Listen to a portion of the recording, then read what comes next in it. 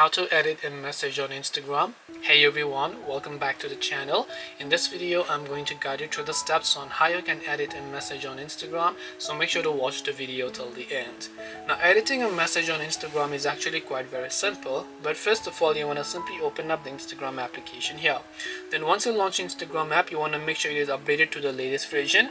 Then just head over to the DMs page. Now there are definitely some limitations. That is that you have to edit the message within the first 15 minutes of sending. So if it's already been past the 15 minutes, so let me just enter a certain message over here.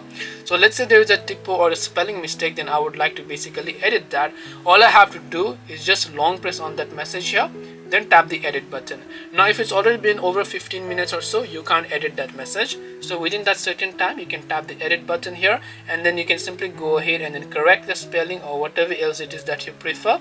Then just tap on the send button and then you will be able to send it. Of course, it is going to show that the message is edited as well, but this way you can edit a message on Instagram. Hope this video was very helpful. If you have got any questions, then feel free to leave them down below. Thank you for watching and see you soon in the next video.